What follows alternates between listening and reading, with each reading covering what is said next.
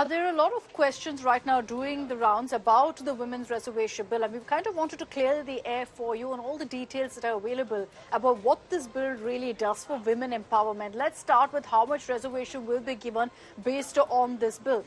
33%. Essentially, that's 1/3 of the House in Lok Sabha. 1/3 of your seats in Lok Sabha will be reserved for women if this bill is passed. What about state assemblies? Does this come into effect there too? The answer is yes. You will see the same kind of reservation. That's 33%, 1/3 of the House in state assemblies, but not in legislative councils. So does that mean in Rajya Sabha we will have reservation or no?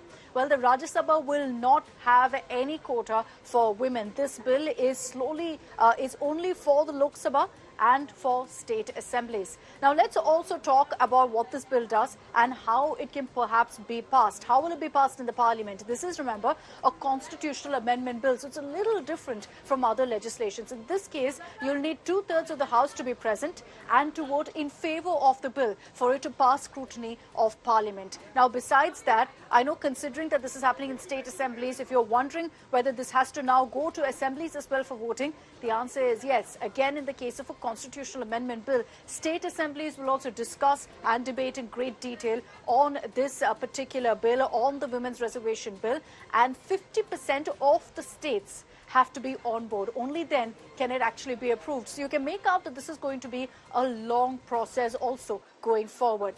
When will the bill come into effect? A lot of questions about this.